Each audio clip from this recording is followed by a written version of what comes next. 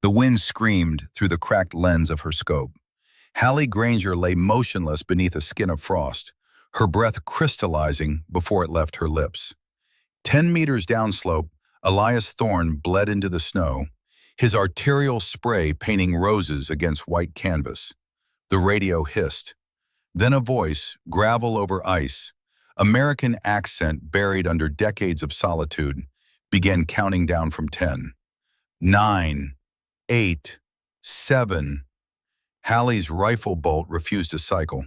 Frozen solid, the enemy's boots crunched closer through powder, each step a metronome of death.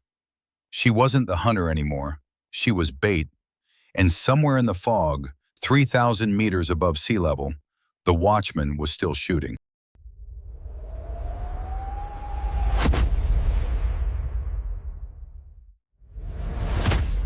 The bar in Berlin smelled like piss in diesel fuel. Halle Grainger sat in the corner booth, her back to brick, watching the door through the mirror behind the bartender. She'd learned that trick in Hellman: never sit where you can't see who's coming. Elias Thorne slid a glass of schnapps across the scarred wood table. He didn't drink his, neither did she. "You hear about Kozlov?" Elias asked. "Dead. 3 days ago, Kiev hotel room. Single shot through the window, 1,200 meters in urban terrain." Halle's finger traced the rim of her glass. "That's not a kill. That's a statement." Elias leaned back, the chair creaking under his weight. At 64, he still moved like a door gunner, tight, economical, always ready to swing into action. His silver hair was cropped military short, and the scar above his left eye had stopped twitching years ago. Mostly. "Statement's about to get louder," he said. "Our employer's outside, wants to make an offer." What employer? "The kind that pays in wire transfers, not promises." The door opened. Cold November air pushed inside, carrying a woman in a charcoal overcoat. She was 40, maybe 45, with the kind of face that had practiced smiling for corporate headshots but never meant it. Her heels clicked across concrete like hammers on coffin nails. She didn't offer her hand, just slid a tablet across the table. "Halle Grainger, 18 confirmed kills, Marine Scout Sniper, honorable discharge, 2019, currently working private sector." Her eyes shifted. "Elias Thorne, 73 confirmed, 26 years active duty, retired on paper." "We don't need resumes read back to us," Halle said. The woman tapped the tablet. A photograph appeared, satellite imagery of a mountain range, snow-capped peaks cutting into gray sky. "Carpathian Mountains, Ukrainian-Romanian border. Target's name is Arkady Sokolov, known in certain circles as the Watchman." Halle studied the image. Thermal overlay showed nothing but static. Whoever took this photo had spent money on it. "Never heard of him," Halle said. "You wouldn't have. Sokolov's been ghost for 15 years. Soviet-era sniper. Fought in Afghanistan, Chechnya, Georgia. After the USSR collapsed, he went private, sold his skills to the highest bidder." Elias's jaw tightened. Halle caught it. Barely. The woman continued. 6 months ago, Sokolov acquired classified NATO intel, nuclear launch protocols, submarine deployment schedules. He's been shopping it to interested parties, Tehran, Pyongyang, Beijing. "And you want him dead," Halle said. "We want him neutralized. Dead, captured, doesn't matter. But we need proof, biometric confirmation, photos of the body, and we need the hard drive he's carrying." "Who's we?" The woman's smile was thin as razor wire. "Aegis Global. We provide security consultation for defense contractors. Our clients are very concerned about Mr. Sokolov's activities." Halle looked at Elias. He was staring at the table, his fingers drumming a pattern she recognized. Morse code. DANGER. "What's the pay?" Halle asked. $4 million. Split among the team. Half up front, half on delivery." "Team?" "You'll have support. 4 contractors, heavy weapons specialists, Former Rangers, SEALs, good men. Halle pushed the schnapps away. When do we leave? Tomorrow, 0600. A cargo plane's waiting at Tempelhof. Everything you need will be provided. The woman stood. One more thing. Sokolov's position is fixed. He's been holed up in an abandoned Soviet outpost for 3 weeks. Intel says he's waiting for extraction. You'll have a narrow window. She dropped a card on the table. No name, just a number. Don't disappoint us, Ms. Grainger.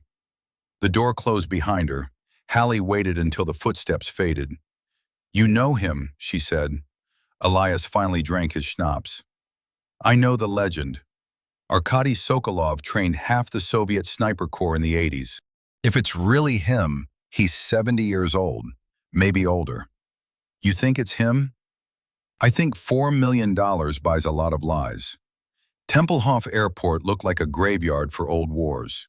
Rusted chain-link fences, cracked tarmac bleeding weeds. The cargo plane sat at the far end of the runway, a C-130 Hercules painted desert tan with no markings. Halle climbed the ramp. Inside, 4 men sat on nylon webbing seats, checking weapons. They looked up when she entered. Professional appraisal. No smiles. The biggest one stood first, 6'4", maybe 250, with a jaw that looked like it had been carved from granite. His name tape read, K-A-N-E. You're Grainger? I am. Heard you put down a Taliban commander at 1,600 meters, Helmand Province, 2018. 1,700, and it was 2017. Kane grinned. I like her already. The others introduced themselves.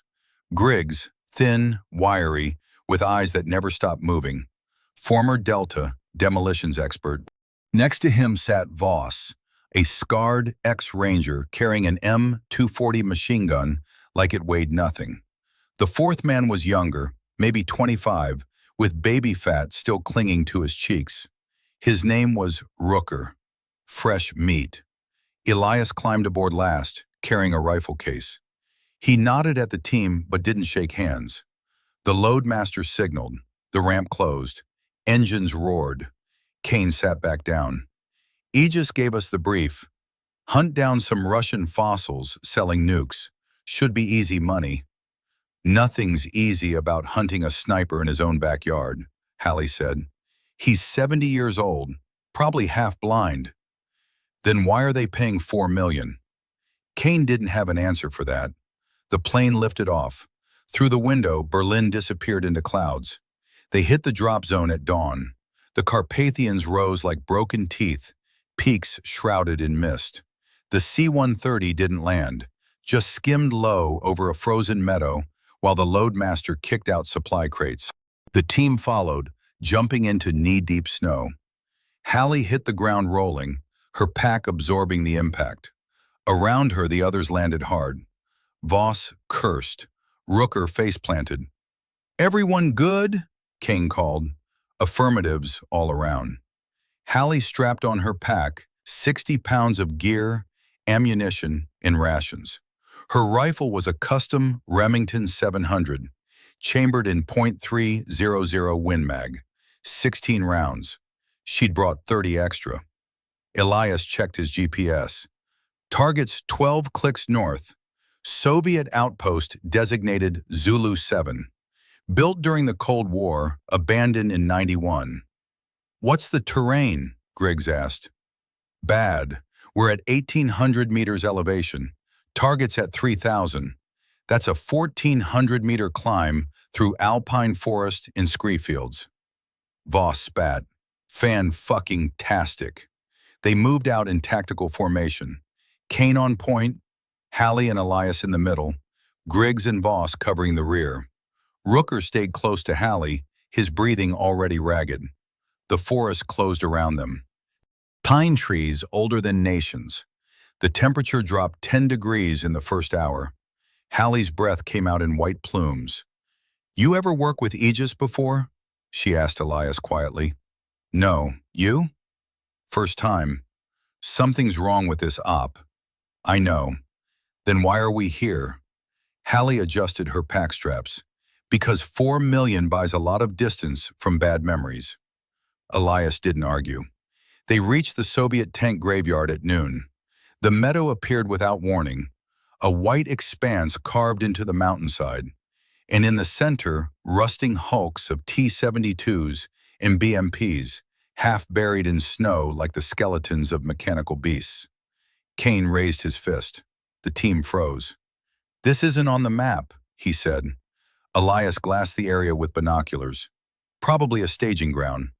Soviets moved heavy armor through here in the 80s, then abandoned it when the wall fell." "Looks like a graveyard," Rooker whispered.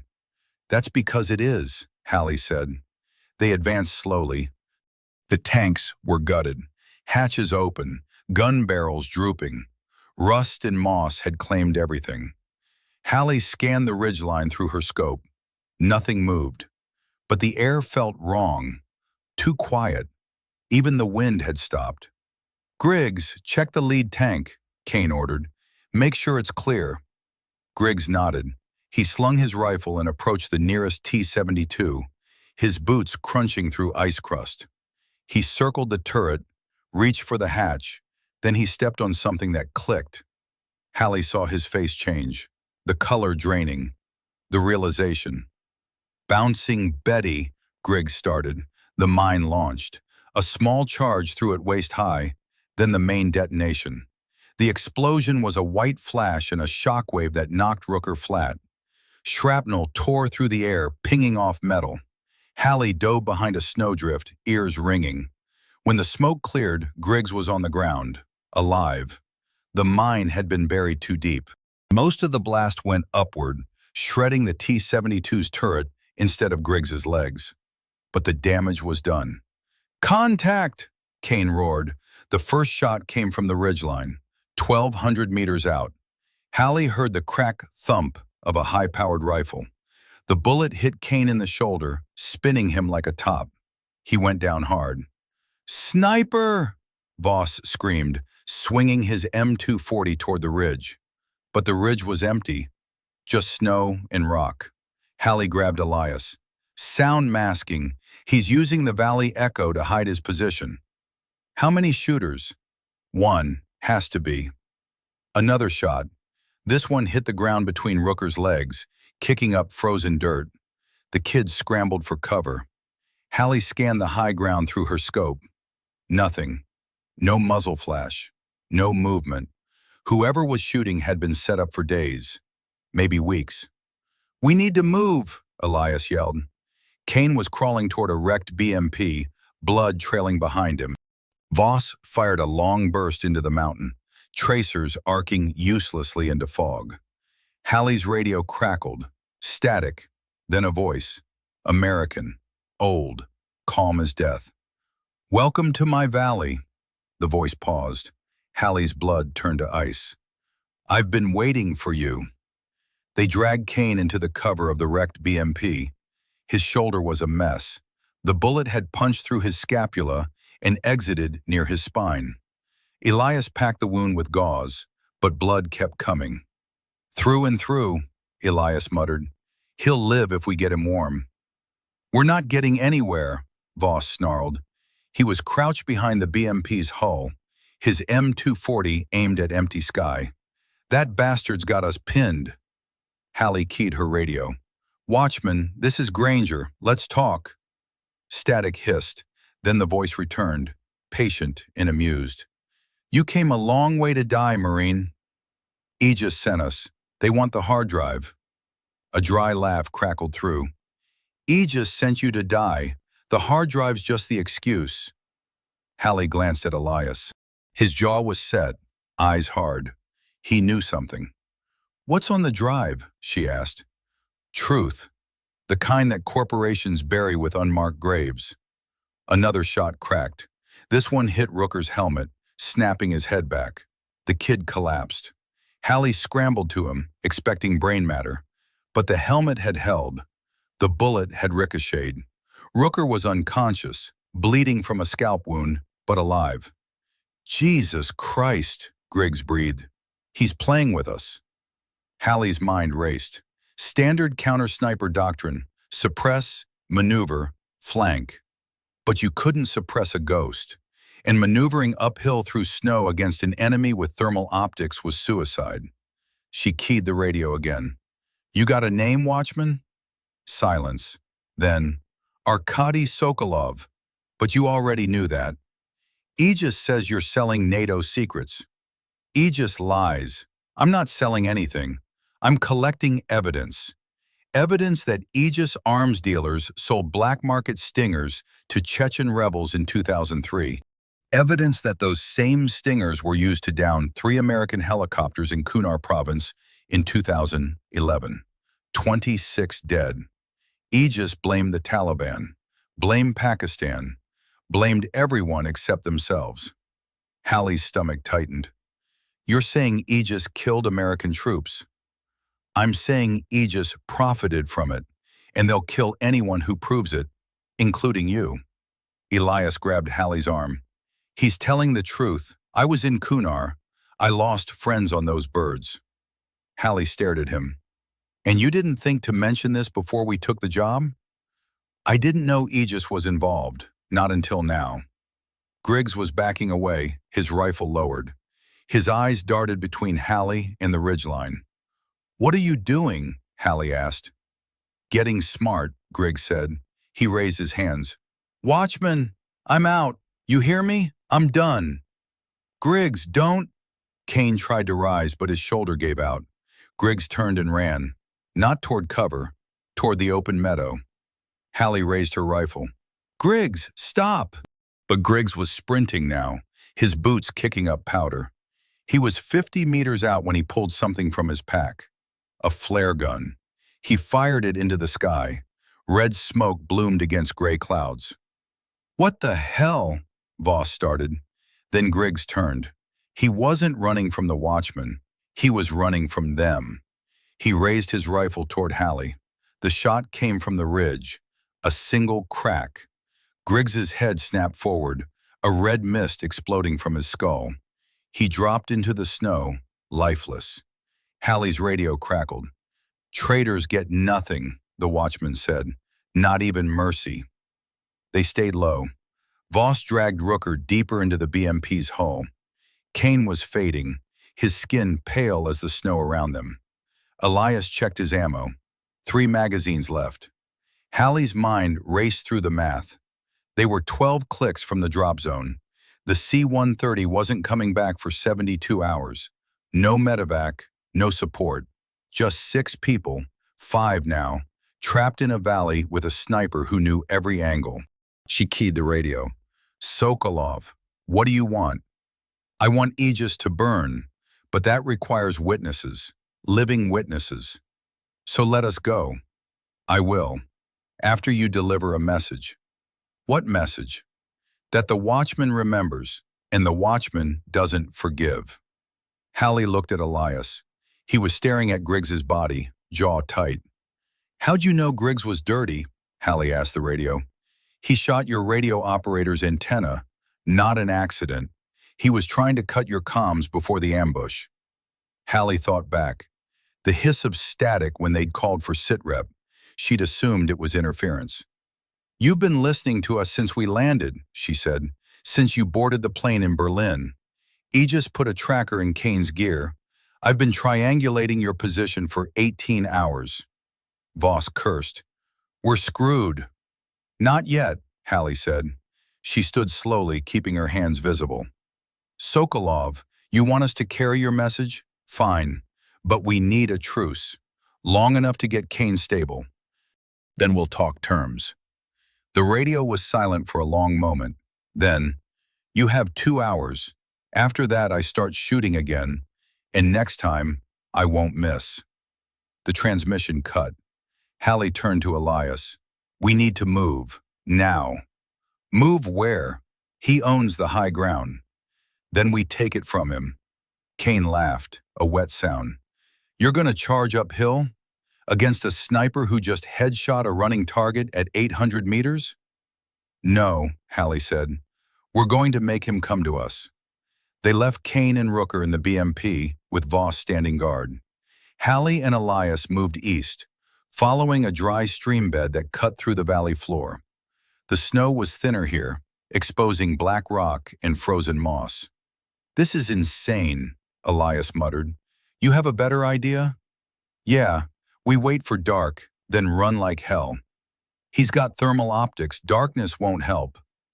They climbed for 30 minutes, moving slowly to avoid noise. The stream bed rose sharply, cutting into the mountainside. Halle's thighs burned. The air was thin.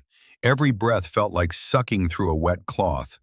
Elias stopped at a boulder. "We're exposed here. If he's watching..." "He's not. He's watching the BMP, waiting to see if we move Kane." "How do you know?" "Because that's what I do." They kept climbing. The stream bed opened into a scree field, loose rock sliding under their boots. Halle scanned the ridgeline. Still nothing. Then she saw it.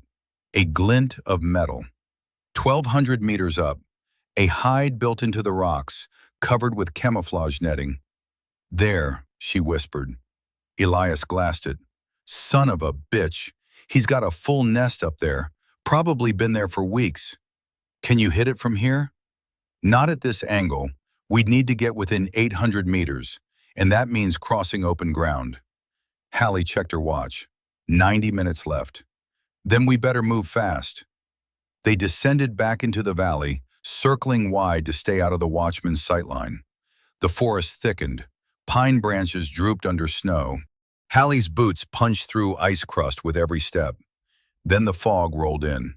It came like a wall, gray and dense, swallowing the valley in minutes. Visibility dropped to 50 meters, then 30. Elias grabbed Halle's arm. "This is bad." "This is cover." "Cover works both ways. He could be 10 feet away and we wouldn't know." Halle pulled her sidearm. A Sig Sauer P226, 15 rounds. She chambered one. They moved through the fog, weapons up. Every shadow was a threat, every sound magnified. Halle's heart hammered against her ribs. Then she heard it. Boots, crunching through snow. Close. She dropped to a knee, sighting down her pistol. Elias flanked left, his rifle ready. A figure emerged from the mist. Tall, broad, carrying an M240. Voss. "Don't shoot," he hissed. "It's me." Halle lowered her weapon. "What the hell are you doing here? You're supposed to be guarding Kane." "Kane's dead. Stopped breathing 5 minutes ago." The words hit like a punch. Halle's chest tightened. "And Rooker?" "Still out. I left him in the BMP. Figured he's safer there than with us." Elias scanned the fog. "We need to regroup. This visibility is going to get us killed." But before anyone could move, the radio crackled. The watchman's voice, calm as church bells. "Your 2 hours are up." Then the shooting started. The first round snapped past Halle's ear, close enough to feel the heat. She dove left, rolling behind a fallen pine. Elias went right. Voss hit the ground flat, his M240 useless in zero visibility. "Where's it coming from?" Voss yelled. "Everywhere," Halle said. The fog turned sound into a liar. Muzzle cracks echoed off rocks, bounced through trees, came from 3 directions at once. Halle pressed herself into frozen bark, her breath coming fast. Another shot. This one hit the log 2 inches from her head, spraying wood chips into her face. She tasted pine sap and copper. "He's moving," Elias called from somewhere in the mist. "Changing positions between shots." Halle's mind raced. Standard sniper doctrine. Shoot and scoot. Fire, relocate, fire again. But the watchman wasn't relocating hundreds of meters. He was close, dangerously close. "Voss, suppressing fire, north sector," she ordered. The M240 roared. Tracers cut through fog like red lasers, illuminating nothing. The barrel flashed orange. Spent casings pinged off rocks. Silence. Then a voice, close enough to make Halle's skin crawl. "Wasting ammunition, Sergeant Voss. That's not how I taught Rangers to fight." Voss froze. "How the hell does he know my rank?" Halle didn't answer. She was already moving, low crawling through snow, her cig sour up.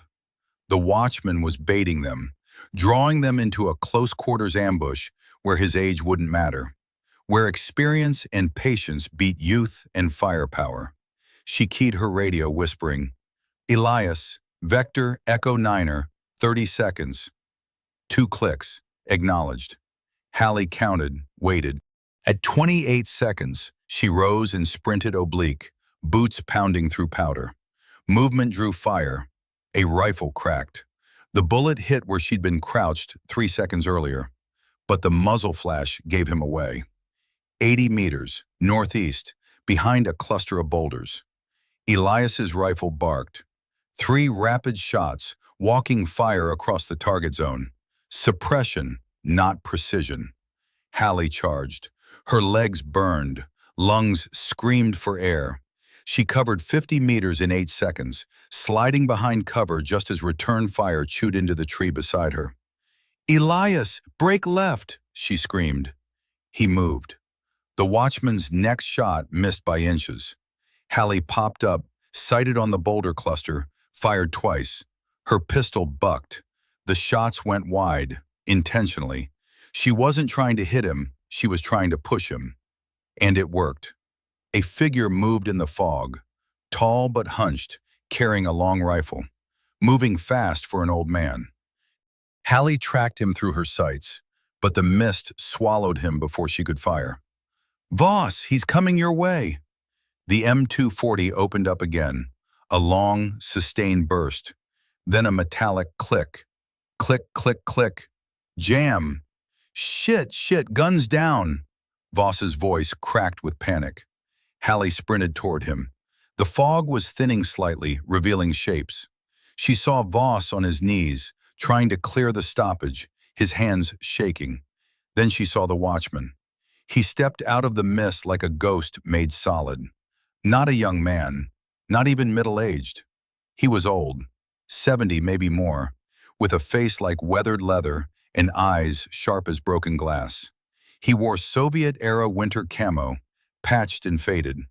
His rifle was a Dragunov SVD, wood stock polished from decades of use, and he was aiming at Voss. "Don't," Halle said, her pistol trained on him. The watchman didn't flinch, didn't even look at her. "This one lives," he said, his voice the same gravel over ice from the radio. "For now." He lowered his rifle, not in surrender, in dismissal. "But you need to understand something, Marine. This valley is mine, every rock, every tree. I've walked these trails for 3 months. I know where the ice is thin, where the snow hides crevasses, where the wind carries sound." He took a step back, melting into fog. "You're not hunters here, you're students, and class is in session."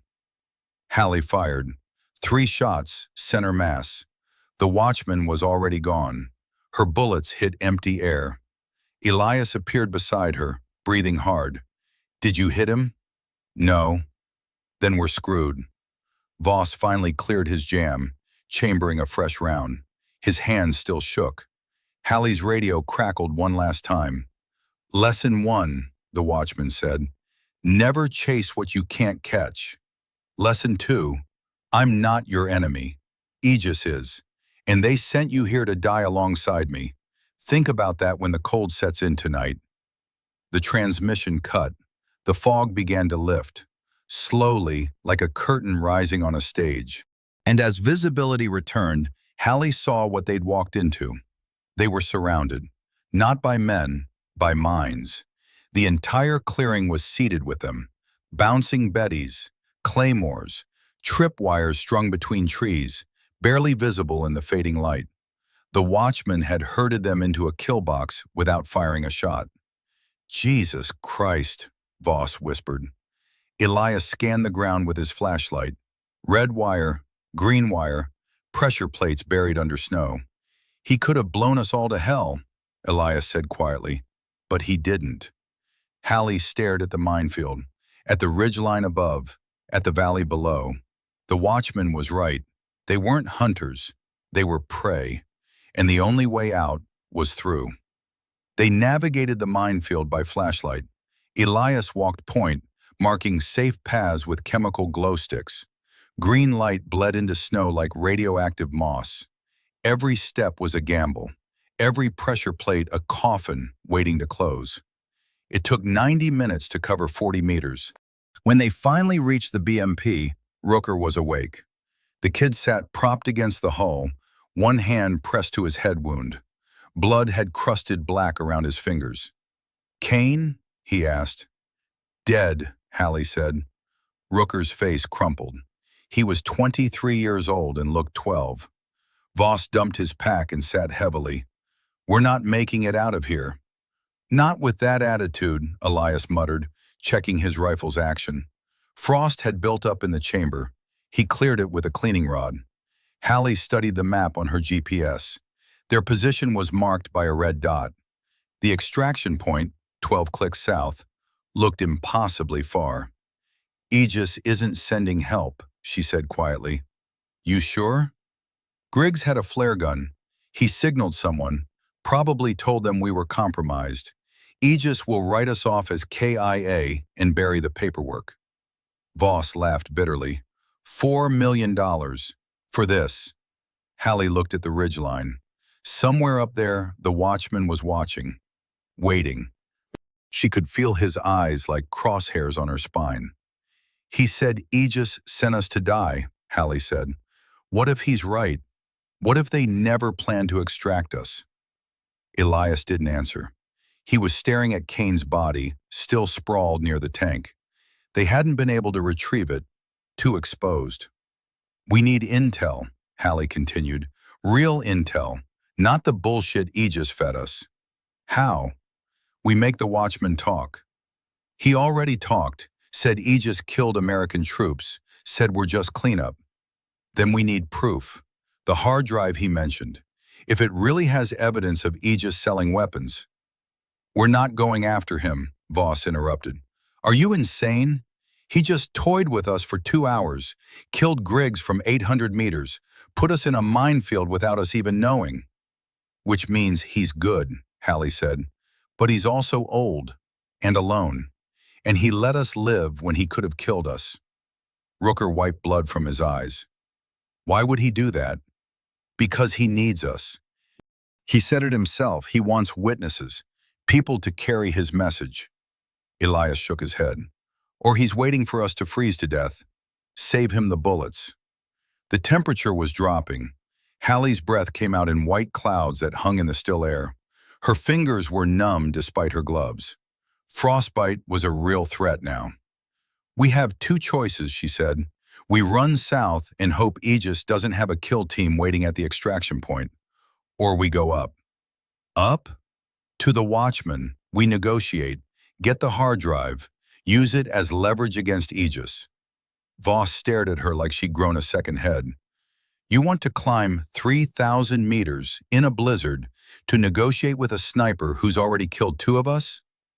"Griggs killed himself by being a traitor.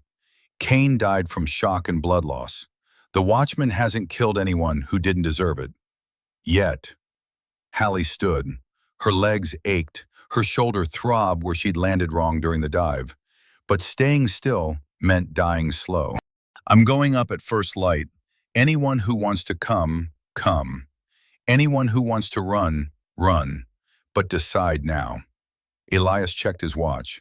0200 hours. 4 hours until dawn. "I'm in," he said quietly. Rooker hesitated, then nodded. "Yeah, me too." Voss looked at all of them like they were insane. Then he laughed, a sound like grinding metal. "Fuck it.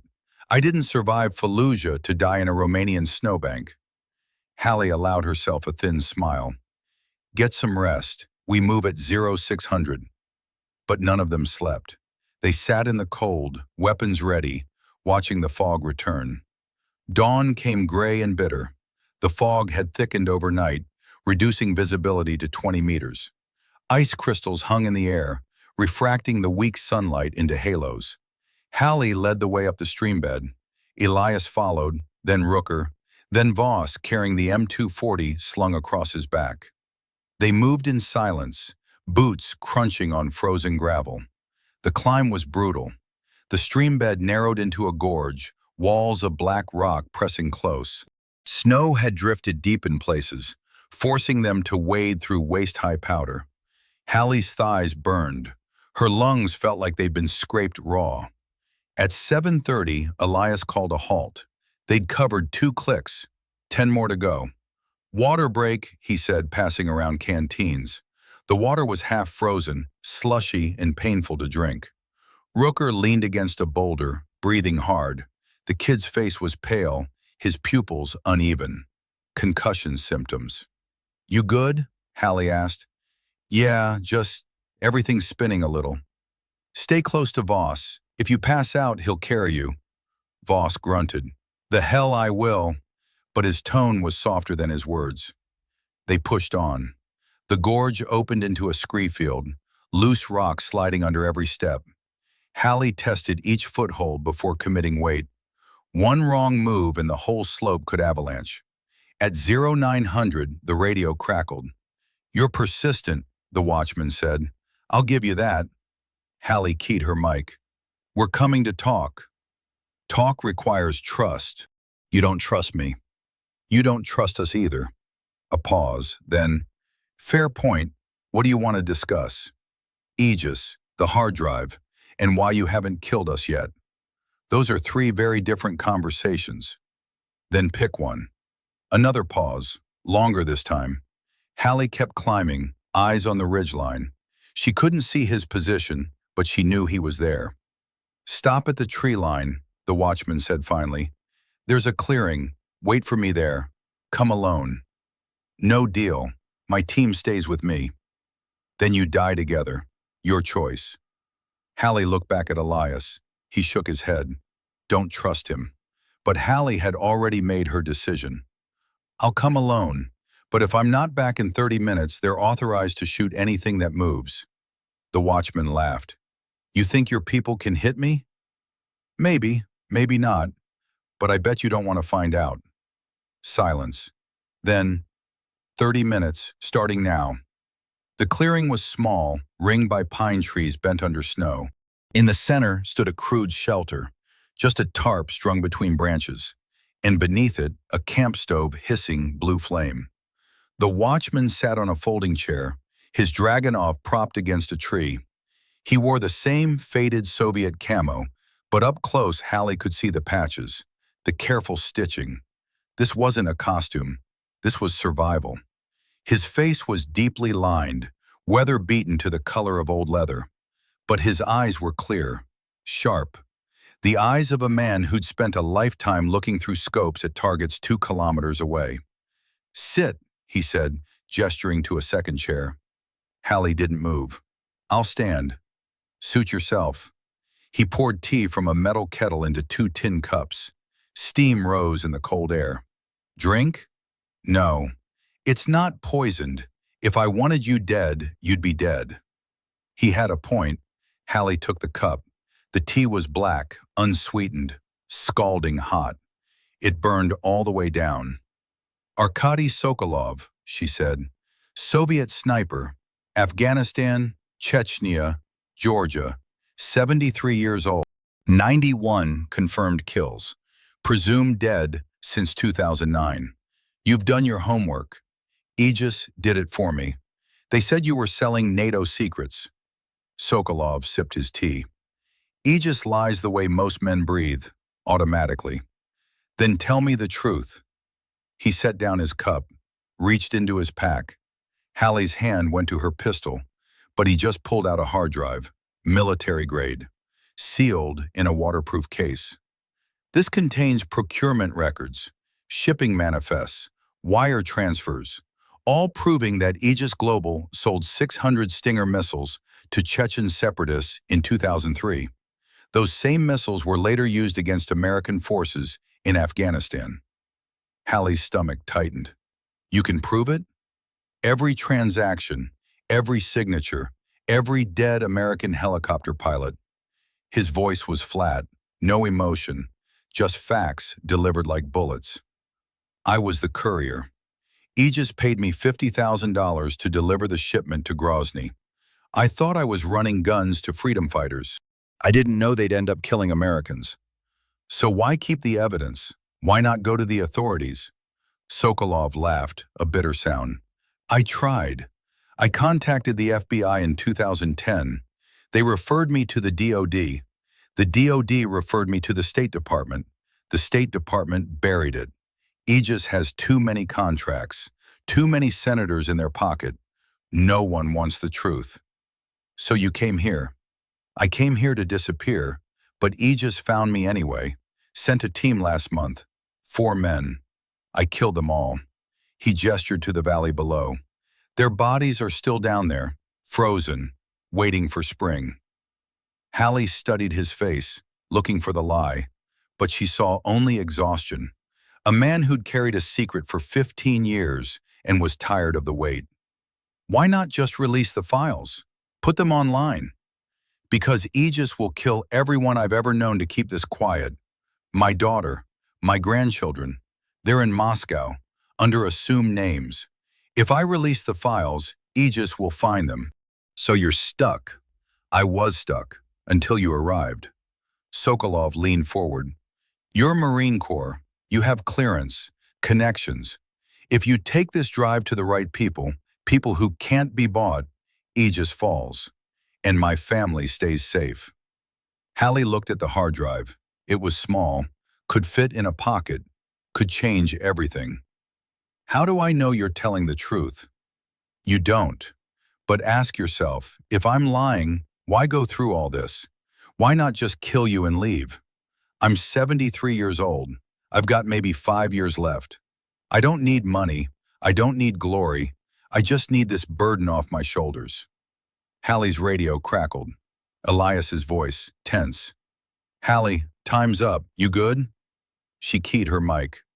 I'm good. Stand by. She looked at Sokolov, at the hard drive, at the valley below where Kane and Griggs were already being buried by snow. If I take this, Aegis will come after me. They're already coming. Griggs sent the signal. By now, Aegis knows this mission failed. They'll send a cleanup team, probably already en route. How many? Enough. Sokolov stood, joints creaking. You have 2 options. Run south and hope you can outpace them, or go north, cross the border into Ukraine, and disappear. What about you? I'll stay. Buy you time. This valley's mine. I know every rock. Halle stared at him. This old man, this killer, this witness. Come with us, she said. Sokolov smiled. I'm too old to run, Marine, and I'm too tired to keep hiding. But you? You're young, fast, and you have something I don't. What? A reason to survive. He handed her the hard drive. Their fingers touched, his skin cold and papery. Go, he said, and when you get home, make sure they remember. Make sure those pilots didn't die for nothing. Halle took the drive, slipped it into her jacket pocket. Thank you. Don't thank me yet. You're not out of the valley. Halle descended fast, half running, half sliding down the scree-field. She reached Elias in 12 minutes. We need to move. Now. What happened? I'll explain later. We're going north, into Ukraine. Voss's eyes widened. Ukraine? That's across the border. We'll be illegal. We're already illegal. Aegis disavowed us the second Griggs hit that flare. Rooker looked scared. What about extraction? There is no extraction. Just us and 10 clicks of bad terrain. Elias didn't argue. He'd seen enough black ops to know when a mission went sideways. What's the route? Halle pulled out her GPS. There's a logging road 3 clicks northeast. Follows the border. If we can reach it by nightfall. The radio crackled. Not Sokolov's voice. A new one. American. Young. Confident. Grainger, this is Aegis Actual. We have your position. Stand down and await extraction. Halle froze. Elias grabbed her arm. Don't respond. But the voice continued. You're approximately 4 clicks from the logging road. We have a team inbound to your location. ETA 15 minutes. Comply and you'll be extracted safely. Resist, and you'll be declared hostile. Voss unslung his M240. They're here to kill us. Obviously. How many? Doesn't matter. We run. They ran. The forest was dense. Pine branches whipped Halle's face, drawing blood. Her lungs burned. Behind her, she could hear Rooker gasping, struggling to keep pace. How far? Elias panted. 2 clicks. Gunfire erupted behind them. Automatic weapons. Multiple shooters. Bullets chewed through trees, splintering bark, kicking up snow. Contact rear, Voss yelled. He spun, fired a long burst from the M240. The recoil drove him back a step. Keep moving, Halle screamed. They crashed through undergrowth. Halle's GPS showed the logging road ahead. 1 kilometer, 800 meters, 500. Then the forest opened into a clearing, and they saw the trap. 6 men in black tactical gear, Aegis contractors. They'd flanked around, cutting off the route north. They stood in a line, rifles raised. Down! Down! Down! The lead contractor shouted. Halle skidded to a halt. Elias and Rooker beside her. Voss brought up the rear, his M240 pointed at the ground. The lead contractor stepped forward. He was 30, maybe 35, with the kind of face that had never doubted itself. Halle Grainger, you're coming with us. Where? Classified. Classified means a shallow grave. The contractor smiled. Only if you resist. Halle's hand moved toward her pistol. Don't, the contractor said. We have you 6-4, and we're better equipped. He wasn't wrong. They had body armor, night vision, suppressed rifles. Halle's team had 1 machine gun, 2 rifles, and a concussed kid who could barely stand. What do you want? Halle asked. The hard drive. So they knew. Of course they knew. Don't have it. Bullshit. Sokolov gave it to you. 20 minutes ago. We've been tracking you since Berlin. Halle's mind raced. If they'd been tracking her since Berlin, they'd heard everything. Every radio call, every conversation, which meant Sokolov knew they were coming, which meant this was all part of his plan. Last chance, the contractor said. Give us the drive. Walk away. We'll even pay you. $500,000 each. Voss's eyes flickered. Temptation. $500,000 was real money. But Halle thought about Kane, about the helicopter pilots, about all the people Aegis had killed to protect their profits. No, she said. The contractor sighed. Wrong answer. He raised his rifle. Then the shooting started. But not from the contractors, from the ridgeline. The first shot took the contractor's head off. His body crumpled like a puppet with cut strings. The second shot hit the man to his right, punching through body armor like it was paper. The remaining 4 scattered, diving for cover. But there was no cover. The clearing was wide open. A killing field. Sokolov was shooting from 1,200 meters out. Every shot a kill, every kill a statement. Move! Halle screamed. They ran. Voss fired blindly behind them, suppressing the survivors. Halle grabbed Rooker's arm, half dragging him into the tree line.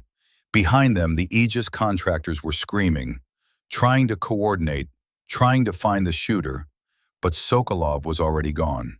Relocated, firing from a new position. Another shot, another body. 3 contractors left. Fall back, one of them yelled. But falling back meant exposing themselves. And the Watchman didn't miss. 2 shots, 2 more dead. The last contractor broke. He ran, just sprinted south, abandoning his gear, his rifle, everything. Sokolov let him go. Halle's radio crackled. Keep moving, Marine. More will come. Why are you helping us? Because you made the right choice. Now don't waste it. The transmission cut. Halle looked at Elias. His face was grim.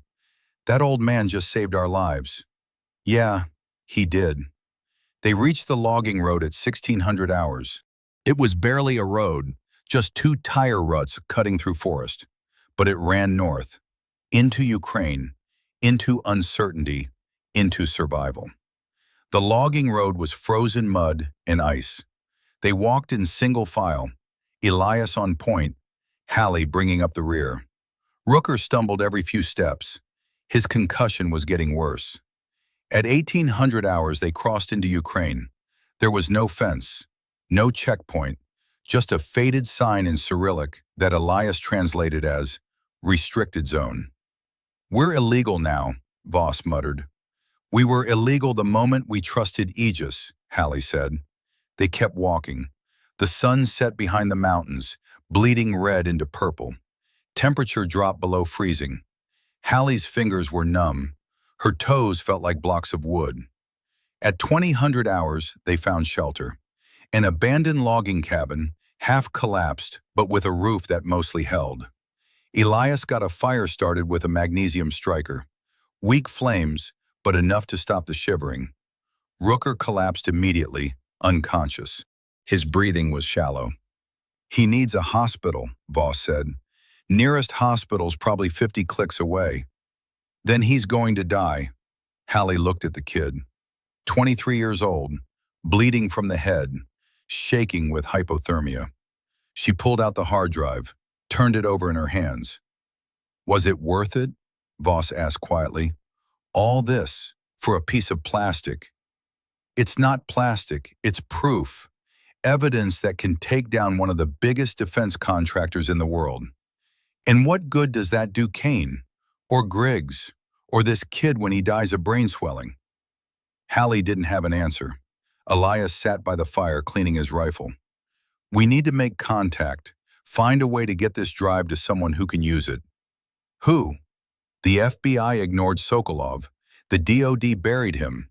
Who's going to listen to us?" "The press, journalists, someone who doesn't take Aegis money." Voss laughed bitterly. "Everyone takes Aegis money." Halle's radio crackled, static, then a voice, weak, distant. "Sokolov." "Halle, can you hear me?" She keyed up. "I hear you, barely." "Good. Listen carefully. There's a journalist, Elena Cross, investigative reporter, works for The Guardian. She's been digging into Aegis for 2 years. If anyone will run this story, it's her." "How do I reach her?" "There's an email address on the drive, encrypted. Use it when you get somewhere safe." "Where are you?" Silence. Then, "Still in the valley. Aegis sent reinforcements. 12 men this time. I'm keeping them busy." "You can't hold off 12 by yourself." "I've held off worse." His voice was fading, battery dying, or something worse. "Halle, promise me something." "What?" "Make it count. All of this. Make sure they remember."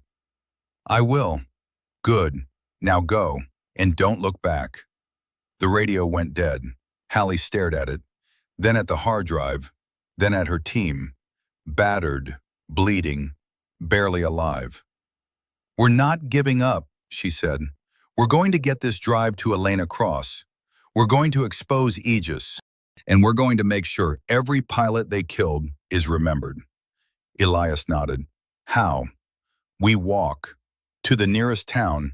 Find a phone, make the call." "And Rooker?" Halle looked at the unconscious kid, then at Voss. "You carry him. I'll carry the gun." Voss stared at her. Then slowly he smiled. "All right, Gunny. Let's finish this." They left at first light. Rooker was barely conscious, draped across Voss's shoulders in a fireman's carry. The M240 was strapped to Halle's back. 27 pounds of steel and bad decisions. The logging road wound north through forest that seemed endless. Halle's legs moved on autopilot. Left foot, right foot. Breathe. Repeat. At 1000 hours, they heard helicopters. "Down!" Elias hissed. They dove into the tree line. 2 black helicopters passed overhead, flying low. Aegis markings on the fuselage. "They're searching for us," Voss whispered. "Let them search. We're ghosts now." The helicopters circled twice, then headed south, back toward the valley, back toward Sokolov. Halle hoped the old man was already gone, but she knew better. At 1400 hours, they reached a village. 10 houses, a church with a collapsed steeple, smoke rising from chimneys. Elias approached first, hands visible. An old woman answered the door. He spoke broken Russian. She responded in Ukrainian. They went back and forth for 5 minutes. Finally, she gestured inside. "She's got a phone," Elias said. "Landline, says we can use it. For a price." "How much?" "All our ammo." Halle looked at Voss.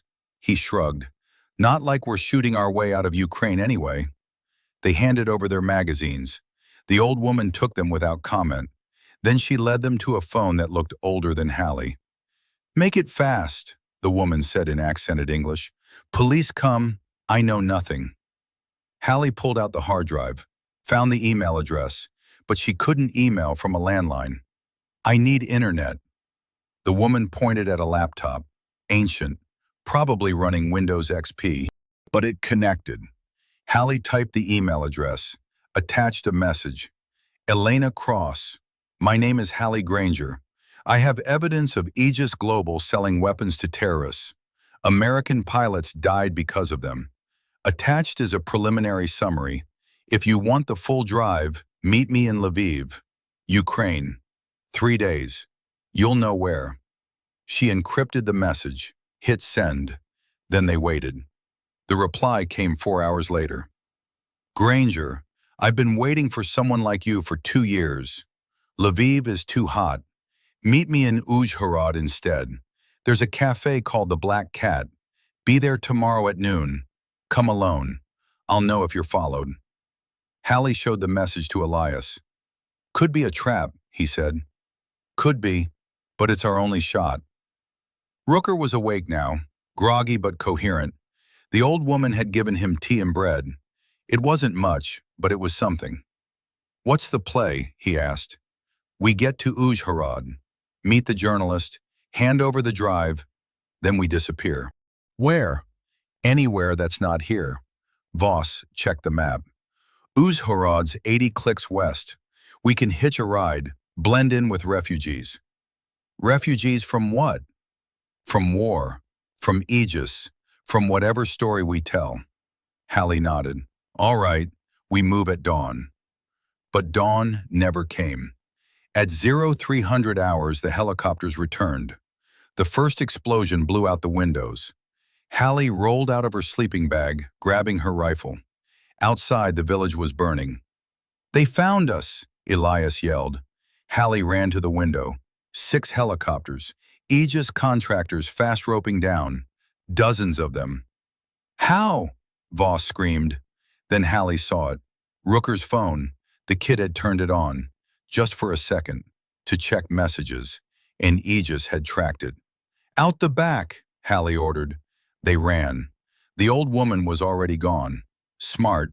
She'd seen wars before. Halle, Elias, Voss, and Rooker burst into the forest. Behind them, the village erupted in gunfire. Contractors sweeping houses, executing anyone who moved. "They're killing civilians," Rooker gasped. "They're erasing witnesses," Halle said. "Keep moving." They ran for 30 minutes. Then the forest opened into a frozen river, and on the far bank, more contractors. They were surrounded. "Form up," Halle ordered. They made a circle, backs together, weapons out. 60 contractors against 4. The lead contractor stepped forward, same one who'd survived Sokolov's attack. His face was burned, half his hair was gone. "You cost me a lot of good men, Grainger." "They weren't good. They were mercenaries." "So are you." "No, we're soldiers. There's a difference." The contractor raised his rifle. "Not anymore." Then from somewhere behind them, a voice, old, Russian accented, calm. "I wouldn't do that if I were you." Everyone turned. Sokolov stood on the ridgeline, one leg, wheelchair abandoned, leaning on a crutch, his Dragunov slung across his back. And behind him, buried in the snow, were charges, dozens of them, wired to a detonator in his hand. "This entire valley is mined," Sokolov said. I've spent 3 months planting explosives, enough to bring down the whole mountainside. You shoot them, I blow it. We all die together." The contractor's eyes widened. "You're bluffing." "Am I?" Sokolov pressed the detonator. A small charge went off, just a demonstration. Snow and rock tumbled down the slope. "Next one buries us all."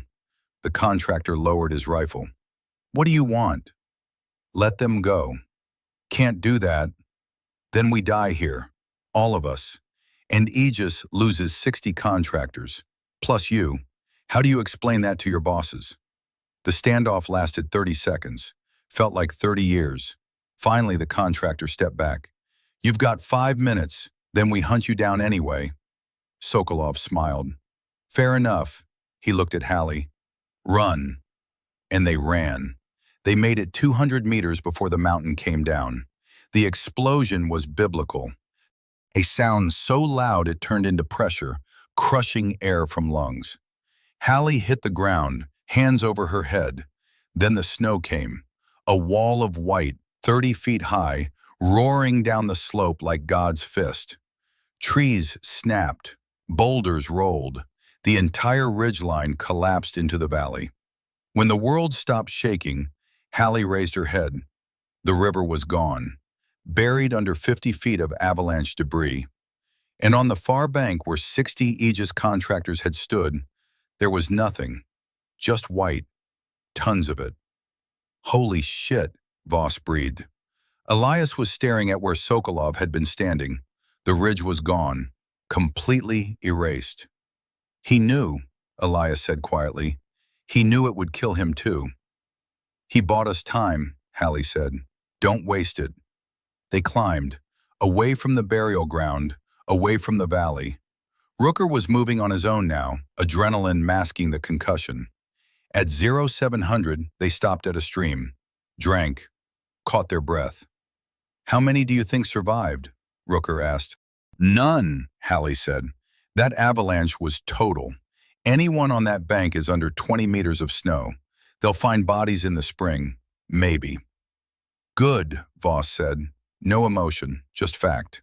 Halle checked the hard drive, still intact. Waterproof case had held. "We need to keep moving.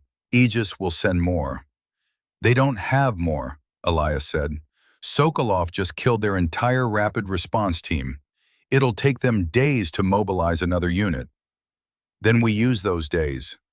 They walked for 12 hours, through forest, along frozen roads, past abandoned farms. At 1900 they reached Uzhhorod. The cafe was small, tucked between a pawn shop and a pharmacy. Inside it smelled like coffee and old cigarettes. A handful of patrons sat in corners, reading newspapers, avoiding eye contact. Halle entered alone. Elias, Voss, and Rooker waited outside in a stolen truck they'd borrowed from a construction site.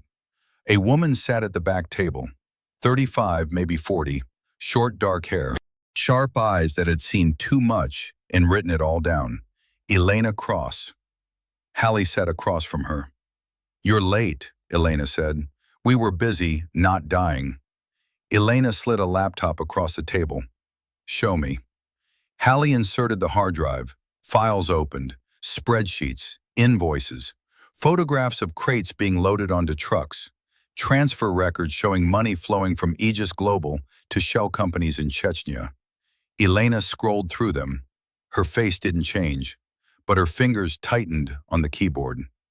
"This is real," she said finally. "I know. You know what this means? If I publish this, Aegis will come after you, after me, after anyone connected to this story."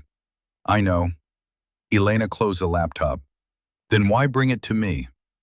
"Because someone has to, and you're the only journalist crazy enough to run it." Elena smiled. Thin, hard. "You're right. I am crazy." She pulled out a phone. "I'm going to make a call to my editor. We're going to verify everything on this drive. Then we're going to print it, front page, above the fold. And when Aegis sues us, we're going to fight them in court for the next 10 years. What about us? You disappear, new names, new lives. I've got contacts who can help with that. Halle thought about Kane, about Sokolov, about all the pilots who died because of Aegis. Make sure the story leads with the pilots. Make sure everyone knows their names. I will.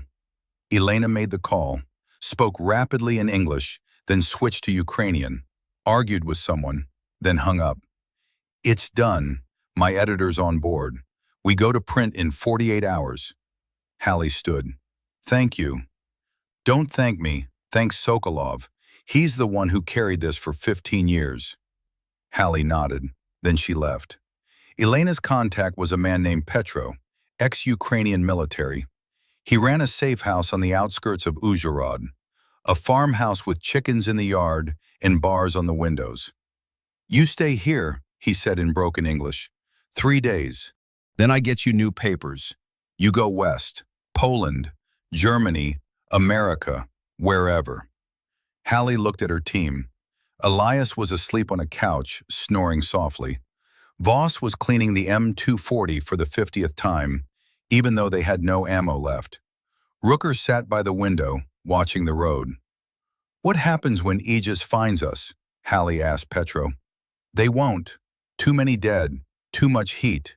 They will hide, regroup, but not here, not now. Halle wanted to believe him, but she'd been a Marine long enough to know that wars didn't end clean. 2 days later, Halle's burner phone rang. Unknown number. She answered. Yeah. Halle Grainger. The voice was American, corporate, familiar. The woman from Berlin, the Aegis recruiter. How did you get this number? We get everything, Ms. Grainger. Eventually. Halle's hand tightened on the phone. What do you want? To make a deal. You have something that belongs to us. We're willing to pay for its return. $10 million, cash, deposited anywhere you want. The hard drive's already with a journalist. We know, Elena Cross, The Guardian. We've already contacted her employer, explained the complications. They've agreed to kill the story. Halle's blood went cold. You're lying. Am I? Call her. See for yourself. Halle hung up, dialed Elena's number. No answer. She tried again. Voicemail. Shit. Elias sat up. What's wrong? Aegis got to The Guardian. They killed the story. How? Money, lawsuits, threats. Pick one. Voss slammed his fist into the wall. So all of this was for nothing? Kane died for nothing? No, Halle said. There's always another way. She pulled up a browser on Petro's laptop, searched for investigative journalists, found 3 names, contacted all of them. 2 didn't respond. The 3rd did. His name was Marcus Webb, American expat, ran an independent news site called The Reckoning. No corporate backing, no advertisers, just crowd-funded truth. Halle sent him the files. He responded in 10 minutes. Holy shit, is this real? Yes. Can you verify source? I was there. I have testimony from the man who carried the evidence. He's dead now, killed by Aegis contractors. I need proof, photos, video, something. Halle thought. Then she remembered. Elias had been filming, his GoPro, mounted on his helmet. She found the footage, grainy, shaky, but clear enough. Sokolov on the ridgeline, the standoff, the avalanche. She sent it to Marcus. Jesus Christ, okay, I'm running this. Tomorrow, front page, digital and print. They can't kill all of us. Halle smiled. It's done, she said. The story broke at 600. The Reckoning published everything, every invoice, every transfer, every name. By noon, 3 senators had resigned. Aegis Global's stock dropped 40%. The FBI opened an investigation. By evening, international arrest warrants were issued for 12 Aegis executives. Halle watched it all from Petro's farmhouse, on a laptop, in real time. We did it, Rooker said. Sokolov did it, Halle corrected. We just carried it over the finish line. Elias raised a glass of vodka. To the Watchman. They all drank. That night, Halle walked outside. The stars were out, cold and distant. She thought about Kane, about Griggs, about the pilots who died in Kunar province because of Aegis's greed. She thought about Sokolov, buried under snow, alone, but not forgotten, never forgotten. Petro delivered the papers 3 days later. Passports, driver's licenses, birth certificates, all forged, all perfect. Halle's new name was Sarah Mitchell, Canadian, from Toronto. Elias became David Chen, American expat, tech consultant. Voss was now Marcus Keller, German businessman. Rooker became Chris Davies, British student. You memorize these, Petro said. You become these people. Old life is gone. Halle stared at her new passport. Sarah Mitchell smiled back at her, a stranger. Where do we go? Rooker asked. Wherever we want, Halle said. We're ghosts now. I'm going back to the States, Elias said. Got a daughter in Oregon. Haven't seen her in 5 years. Time to fix that. Voss shrugged. I'm thinking Thailand. Beach, beer, no snow. Rooker looked at Halle. What about you? Halle thought about it, about home, about the core, about everything she'd left behind. I think I'm going to disappear for a while. Figure out who Sarah Mitchell is supposed to be.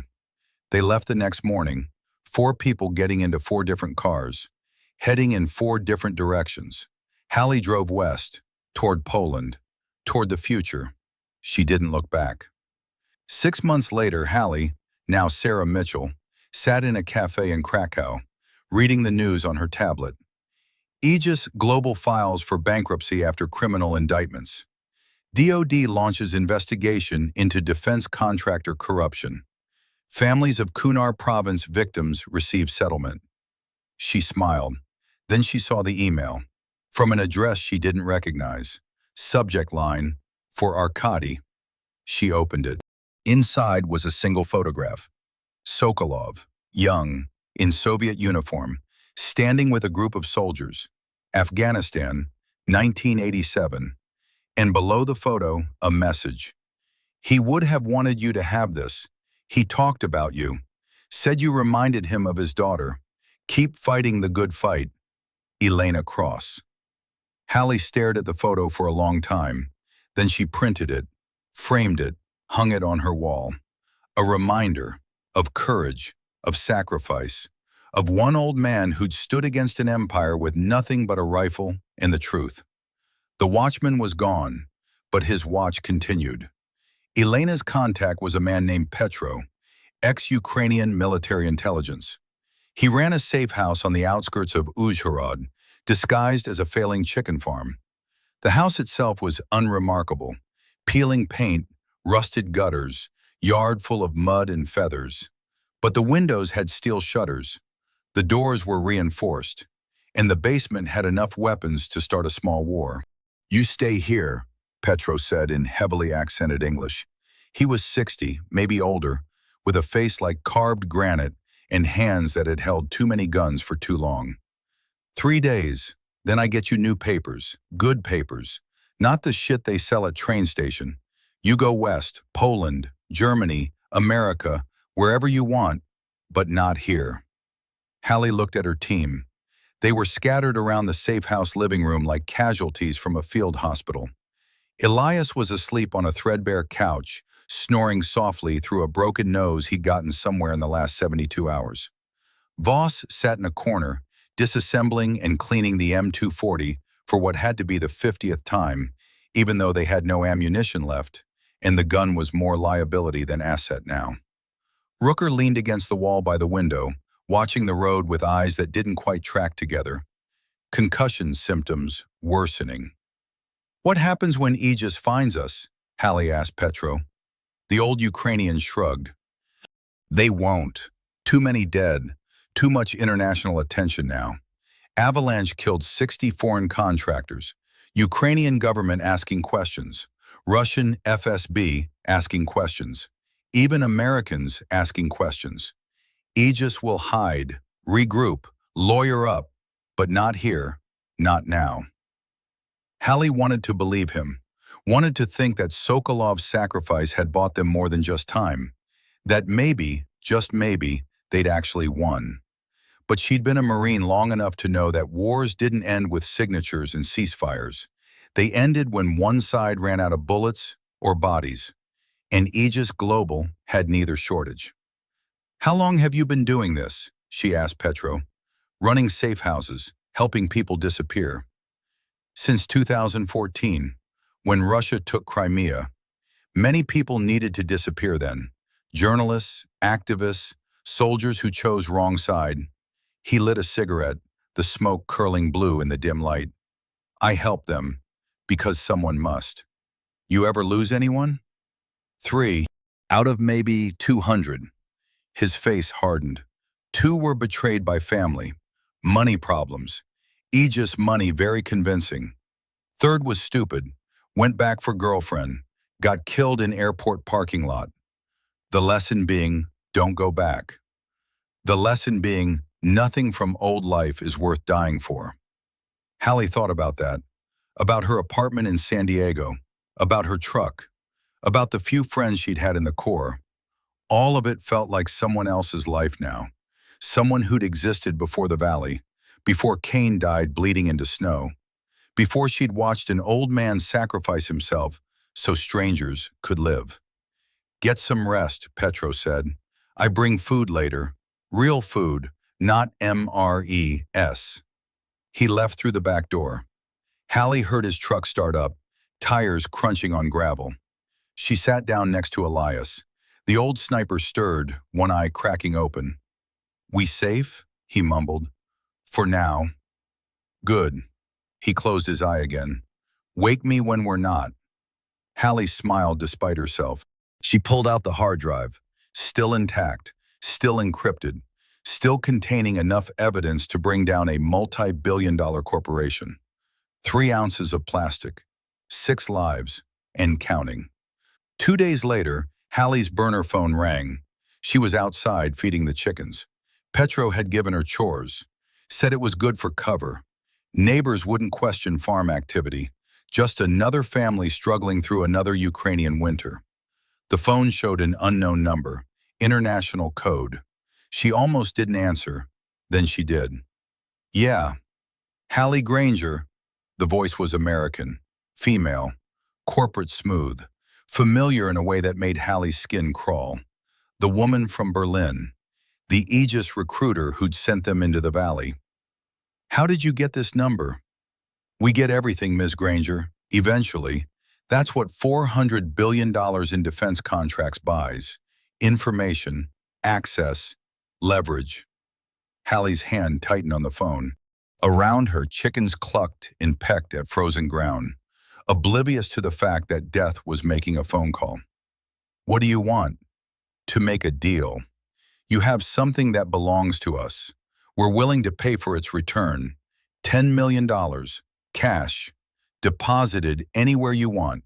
Cayman Islands, Switzerland, Bitcoin, your choice." "The hard drive's already with a journalist." "We know. Elena Cross, The Guardian. Quite the crusader, that one. We've already contacted her employer, explained the legal complications of publishing unverified allegations against a major defense contractor. They've agreed to kill the story." Halle's blood went cold. "You're lying." "Am I?" "Call her, see for yourself. Her number's probably in your recent calls." The line went dead. Halle stood there, phone in hand, chickens swirling around her feet. Then she dialed Elena's number. Straight to voicemail. She tried again. Same result. "Shit." She ran inside. Elias was awake, drinking instant coffee that looked like motor oil. "What's wrong?" "Aegis got to the Guardian. They killed the story." Elias set down his cup slowly. "How?" "Money, lawsuits, threats. Probably all 3. Doesn't matter. The point is we're back to 0. Voss slammed his fist into the wall hard enough to crack plaster. "So all of this was for nothing? Cain died for nothing? Sokolov died for nothing?" "No," Halle said. She was already pulling up Petro's laptop, fingers flying across the keyboard. There's always another way. Elena wasn't the only investigative journalist in the world, just the most famous. She searched, found names, email addresses, independent reporters, freelancers, people who didn't answer to corporate boards. She sent messages to 12 different journalists, attached preliminary summaries. No files yet, just enough to gauge interest. Most bounced back immediately, full inboxes, auto replies saying, "Not accepting unsolicited tips."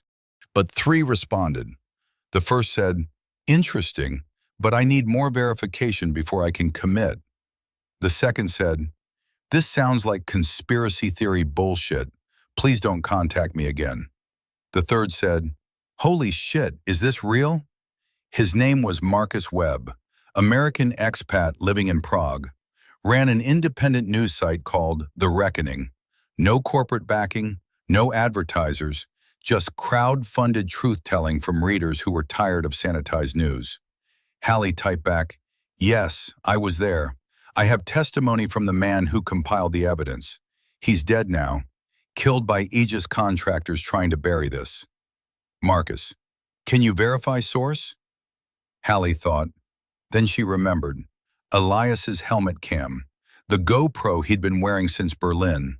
He'd filmed everything, the valley, the minefield, Sokolov, the standoff, the avalanche. She found the footage on Elias's pack. The SD card was intact. She loaded it onto the laptop, grainy, shaky, motion sick-inducing from all the running and diving, but clear enough. You could see Sokolov on the ridgeline, old, weathered, holding a detonator. You could hear his voice, calm, certain, explaining why he was about to die. "This entire valley is mined. I've spent 3 months planting explosives. You shoot them, I blow it. We all die together." Then the explosion, the mountain coming down, white consuming everything. Halle sent the video to Marcus. 3 minutes later, "Jesus Christ. Okay, I'm running this. Tomorrow, front page digital and print. They can't kill all of us." Halle exhaled for what felt like the first time in days. "It's done," she said. Elias looked up from his coffee. "You sure?" "No, but it's the best chance we've got." That night, none of them slept. They sat in the safe house, weapons within reach, watching the windows. Petro had left, said he had business in Kiev. Halle suspected he was creating distance in case Aegis came calling. Smart man. At 0200, Rooker broke the silence. "You think Sokolov knew that he was going to die?" "Yeah," Halle said. "I think he knew from the beginning, the moment he decided to stop running." "That's fucked up. That's war. Sometimes the only way to win is to not survive the victory." Voss looked up from his rifle. "My grandfather was at Normandy, D-Day. He used to say the same thing, that the real heroes didn't come home. They stayed on the beach, in the hedgerows, at the bottom of the Atlantic." "Your grandfather make it home?" Rooker asked. "Yeah, he made it home, but he left pieces of himself in France. Spent the rest of his life trying to find them. Never did." They fell silent again. Outside, wind rattled the shutters. Somewhere in the distance, a dog barked. Normal sounds. A normal night in a normal country. Except they were fugitives. War criminals in the eyes of Aegis Global. And tomorrow, the whole world would know why. At 600, Halle's phone buzzed. Message from Marcus Webb. "Story goes live in 30 minutes. Prepare for impact." Halle showed the message to the team. "Here we go," Elias said. They gathered around the laptop, waited, refreshed the browser every 10 seconds. At 0630 UTC, the Reckoning homepage updated. The headline was simple, devastating. "Blood money, how Aegis Global armed America's enemies." Below it, a photo. Sokolov, young, in Soviet uniform. Next to it, a photo of a burning CH-47 Chinook helicopter. American, Kunar Province, 2011. The article was thorough, methodical. It named names, listed dates, showed receipts. Every Stinger missile serial number matched to Pentagon procurement records. Every bank transfer traced through 3 continents. Every dead pilot named and honored. And at the bottom, a video. Elias's helmet cam footage. Sokolov on the ridgeline. His final words.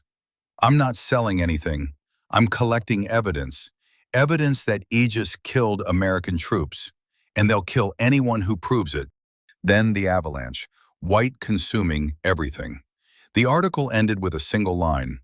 Arkady Sokolov died on December 19th, 2024. He was 73 years old. He was a witness, and his testimony will not be silenced. Halle closed the laptop. Nobody spoke. What was there to say?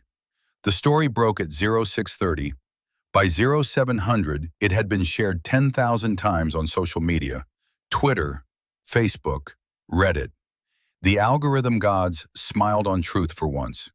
By 0800, mainstream media picked it up. CNN ran it as breaking news. BBC led with it in their European coverage. Al Jazeera showed the helmet cam footage on loop. Reuters sent alerts to every newsroom on the planet. By 9 a.m., 3 U.S. senators issued statements calling for immediate investigation. 2 were Republicans, 1 Democrat. Bipartisan outrage, the rarest political animal. By 1,000, Aegis Global's stock dropped 42% in pre-market trading. NASDAQ halted trading on the ticker. Emergency board meeting called. By 1100, the company released a statement denying everything. Called it unverified allegations from discredited sources. Threatened legal action against the reckoning and anyone who republished the story. By noon, the FBI announced a criminal investigation into defense contractor corruption. DOJ followed 30 minutes later with their own probe. European authorities opened parallel investigations. By 1300, Aegis's denial fell apart. A former employee came forward with corroborating documents, then another, then 5 more. Floodgates opened. By 1400, international arrest warrants were issued for 12 Aegis executives. Interpol red notices, no-fly lists, bank accounts frozen across 17 countries. By 1600, the company's CEO resigned via press release. The CFO followed. The entire board voted to dissolve. By evening, Aegis Global's offices in 17 countries were raided simultaneously. Servers seized, files confiscated. Employees escorted out by federal agents wearing windbreakers with 3-letter acronyms. Halle watched it all from Petro's laptop. In real time, the death of a corporation that had killed soldiers for profit. It happened faster than she'd expected. $30 billion companies weren't supposed to collapse in a single day, but when the foundation was fraud and murder, apparently they could. "We did it," Rooker said. His voice was quiet, awed, still not quite believing. "Sokolov did it," Halle corrected. "We just carried it over the finish line. He spent 15 years compiling evidence. We spent 3 days not dying long enough to get it published." Elias poured vodka into 4 mismatched glasses. Petro's vodka, the cheap stuff that came in plastic bottles and tasted like paint thinner mixed with regret. But it burned all the way down, which was the point. He raised his glass. "To the Watchman, may he rest in peace." "To the Watchman," they echoed. They drank. The vodka burned. But it felt like absolution. Like maybe all the running and bleeding and watching friends die had meant something after all. "You think Kane would have approved," Rooker asked suddenly, "of how we did this?" "Kane would have said we should have moved faster," Voss said. "Complained about our tactics, criticized our formation, then bought the first round." "That sounds about right." They sat in silence for a while. The laptop kept updating. More arrests, more resignations, more countries piling on. The international community smelled blood and came running. At 1900, Halle's phone buzzed. Message from Marcus Webb at the Reckoning. Traffic crashed our servers twice. Had to spin up emergency capacity. This is the biggest story we've ever run. Thank you for trusting us with it. Halle typed back. Thanks, Sokolov. He's the one who never gave up. Marcus. We're setting up a legal defense fund for when Aegis sues, which they will. Halle. They're going bankrupt. Marcus. Their lawyers aren't. Trust me, this fight isn't over. It's just beginning. He was right. Halle knew that. Corporations didn't die easily. They metastasized, reformed under new names, hired the same people, paid the same bribes. But for tonight, for this one moment, they'd won. And that had to be enough. That night, Halle walked outside. The stars were out, cold, distant, indifferent to human suffering and human triumph alike. The universe didn't care about Aegis Global, didn't care about dead pilots or buried evidence, or old men who sacrificed themselves for principles. But Halle cared, and that made all the difference. She thought about Kane, big, confident, dead in the snow with a hole through his shoulder. She thought about the pilots, 26 Americans who died because someone decided profit mattered more than lives. She thought about the contractors buried under the avalanche, 60 men who'd signed up to kill for money and got exactly what they paid for. She thought about Sokolov, buried deeper than the rest, alone, but not forgotten, never forgotten. Her phone buzzed again. Message from Elena Cross. I'm sorry about the Guardian. Corporate got scared. Legal departments shut it down. But you found another way. That's what matters. Sokolov would be proud. Halle typed back. He'd probably say we took too long. Elena. Probably, but he'd also say you got it done. That's the only metric that matters in the end. Results, truth, justice. You delivered all three. Halle. What about you? You going to keep fighting? Elena. Always. Already got 3 new investigations in progress. Corporations think they can buy silence. I keep proving them wrong. It's exhausting and terrifying and completely addictive. Halle smiled, pocketed her phone, looked up at the stars one more time. We got it done, Stadik, she said quietly to the sky. Old man, to Sokolov, to Kane, to all the ghosts. We got it done. Then she went back inside, back to the warmth, back to the team, back to the living. Because the dead couldn't celebrate. That was the job of survivors. Petro delivered the papers 4 days after the story broke. 4 manila envelopes, 4 new lives. He laid them on the kitchen table like a dealer showing a royal flush. Passports, driver's licenses, birth certificates, credit cards attached to accounts with clean money, donations from the Reckoning's readers who wanted to help the people who'd exposed Aegis. $5,000 each. Not a fortune, but enough to start over. All forged, all perfect, all backed by Ukrainian intelligence who decided that helping Sokolov's witnesses was good PR in the ongoing information war with Russia. Plus it embarrassed the Americans, which was always a bonus in Kiev. Documents are clean, Petro said, lighting a cigarette. Biometric data entered into EU databases. Credit history manufactured going back 5 years. You are real people now, just not people you were before. Halle picked up her envelope. Inside, a Canadian passport with her photo. Sarah Mitchell, born Toronto, 1991. Occupation, freelance photographer. She'd never held a camera in her life except to take iPhone pictures of sunsets. Why photographer? She asked.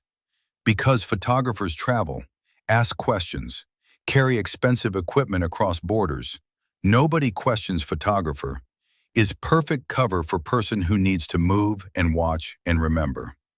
Made sense. Elias opened his envelope.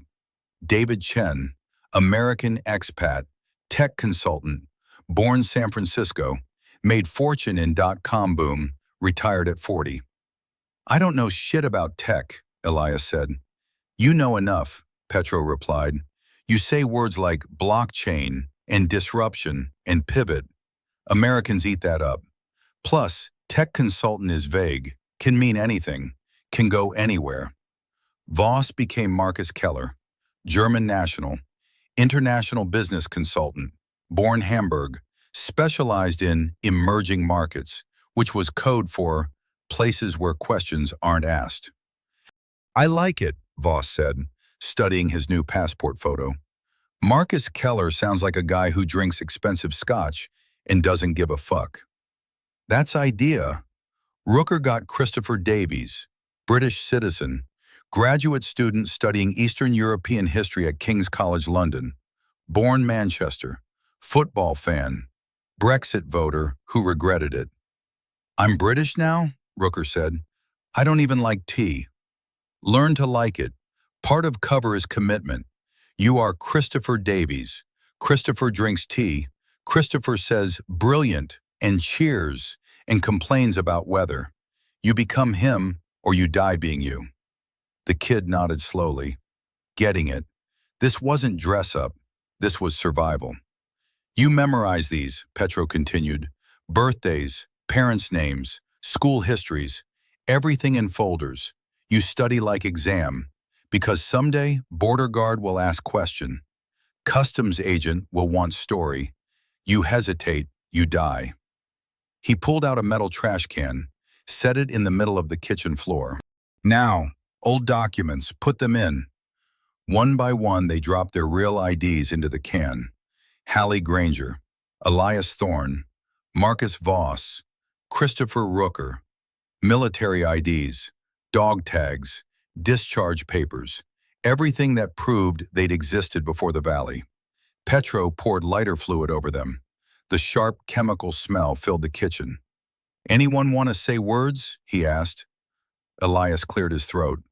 These people did their best, fought hard, tried to do right even when right wasn't clear. They made mistakes, got people killed, carried guilt. But in the end, they chose truth over survival. And that's worth something. Amen, Voss said. Petro struck a match, dropped it in the can. They watched their old identities burn, plastic curling, photos blackening, names disappearing into smoke and ash. It took 5 minutes. When it was done, Petro dumped water in the can, stirred the ashes, scraped them into a plastic bag. I dispose properly, buried deep, no evidence, no DNA, no trace. He looked at each of them in turn. As of now, people you were are dead. You grieve if you need, but then you move forward. You are new people with new chances. Don't waste them. Where do we go from here? Rooker asked. His voice was small, lost. A 23-year-old kid who joined the military to pay for college and ended up watching men die in foreign mountains. Wherever you want, Petro said. You're free ghosts now. Free ghosts with EU passports and clean money. World is open. Elias was the first to speak. He'd been quiet through the document handoff, through the burning. But now he stood, passport in hand. I'm going back to the States. Got a daughter in Oregon. Haven't seen her in 5 years. Time to fix that. Voss looked at him. She know you're alive? She thinks I'm dead. Killed in a training accident in 2019. That's what my discharge papers say. That's what the Marine Corps told her. Closed casket funeral. The whole production. Jesus, Elias. You're just going to show up on her doorstep? Hey, honey, surprise, Dad's not dead. Something like that. Though I'll probably call first, give her time to prepare. Or call the cops. 50-50 which one she chooses. What if she doesn't want to see you? Elias's jaw tightened. Then at least I'll know. At least I'll have tried. 5 years of hiding, of running black ops for money, of pretending the past didn't exist. It's enough. I want to try being David Chen, boring tech retiree who embarrasses his daughter at Thanksgiving. That's brave, man. That's desperate. There's a difference. Voss studied his own documents. Marcus Keller. I'm thinking Thailand. Beach, beer, no snow, no mountains, no fucking avalanches. Sounds like paradise, Rooker said. That's the plan. 30 years of war, Iraq, Afghanistan, Syria, Yemen, 3 tours with the Rangers, 4 years private sector. I've earned some beach time, maybe learn to surf, maybe open a bar, maybe just sit in a hammock and watch the ocean until I forget what gunfire sounds like. You think you can forget? Halle asked. No, but I can try. And trying beats the alternative. They all looked at Rooker, the kid who'd almost died from a concussion in the valley, who'd been deaf for 2 days from ruptured eardrums, who still flinched at loud noises. What about you? Halle asked. Rooker turned his new passport over in his hands. Christopher Davies. I don't know, maybe go to London. Actually enroll at King's College like my cover says. Finish my degree. History. Politics. Maybe write about what I saw. Maybe just try to be normal again, if that's even possible. It's possible, Elias said quietly. Hard, but possible. You just have to want it bad enough. And you have to forgive yourself for the things you did to survive. How long did that take you? I'll let you know when it happens. The room fell silent. Outside, chickens clucked. Somewhere, a dog barked. Normal sounds. A normal world continuing despite everything. Then they all turned to Halle. What about you, Gunny? Voss asked. He'd started calling her that in the valley. Gunnery sergeant. Even though she'd only made sergeant before discharge. It was a term of respect, of acknowledgement. Halle looked at her new passport again. Sarah Mitchell, photographer, born Toronto, no military service, no confirmed kills, no valley full of ghosts. I think I'm going to disappear for a while. Figure out who Sarah Mitchell is supposed to be. Maybe travel. Europe, Asia, anywhere that's not here. Maybe settle somewhere quiet eventually. Small town, mountains, somewhere I can see threats coming from far away. You'll never settle, Voss said. You're a war fighter. It's in your blood. Maybe, but I can try, same as you. What about the book? Rooker asked suddenly. Elena mentioned you were thinking about writing a book, about Sokolov, about all of this. Halle hadn't told anyone that, but apparently Elena had. Maybe, she admitted, someday, when enough time has passed, when it's safe, but not as Halle Grainger, as Sarah Mitchell, and not for money, for memory. So people remember what Sokolov did, what Kane sacrificed, what it cost to tell the truth. That's a good reason, Elias said. It's the only reason. Petro checked his watch. You should go soon. Airport shuttles leave in 2 hours. I drive you to train station. From there you scatter. Different directions, different futures. They gathered their things. Halle's pack was lighter now. No rifle, no ammunition, no tactical gear, just clothes, documents, and Sokolov's photograph that Elena had sent. The young soldier in Afghanistan, before everything. She'd keep that, always. They left the farmhouse at noon. 4 cars Petro had arranged. Nothing fancy. Used sedans that wouldn't attract attention. Each heading a different direction from the train station in Uzhhorod.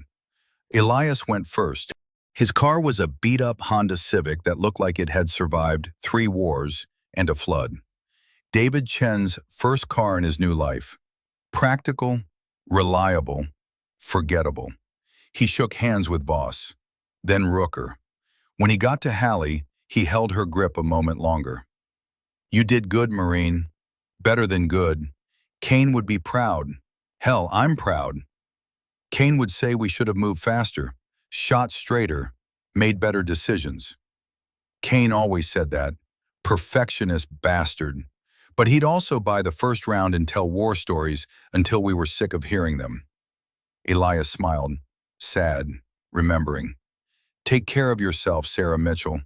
Don't let the ghosts win. You too, David Chen. Tell your daughter the truth. She deserves that. I will. And if she slams the door in my face, well, at least I'll know. He climbed into the Civic. Engine turned over rough but caught. He waved once through the windshield, then drove west. toward Poland, toward Germany, toward Amsterdam, where he'd catch a flight to Portland, toward a daughter who thought her father was 6 feet under. Voss went next. His car was a BMW 3 Series, 10 years old but clean. Marcus Keller drove German cars. It was part of the persona, part of the lie that would become truth through repetition. He didn't do handshakes, never had, just nods, acknowledgments. When he got to Halle, he stopped. "If you ever need backup," he said, "you know how to find me." "How?" "We're burning all our contacts, starting fresh." "You'll figure it out. You always do. Just look for the guy drinking expensive scotch on a beach. That'll be me." "What if I need you somewhere that's not a beach?" "Then you're out of luck. I'm done with mountains." He climbed into the BMW. The engine purred. German engineering. He drove south, toward Romania, toward Bulgaria, toward Turkey and airports that asked fewer questions. Toward Thailand, where wars were distant memories and the only battles were against hangovers. Rooker went third. His car was a Volvo wagon. Safe. Practical. The kind of car a graduate student would drive. Christopher Davies was a cautious man, a smart man, a man who'd learned that survival meant not taking stupid risks. He hugged Halle, actually hugged her. The kid still had hope in him, still believed in connection despite everything. "Thank you," he said, voice muffled against her shoulder, "for getting me out, for giving me a second chance, for not leaving me in that valley. You earned it. You kept up.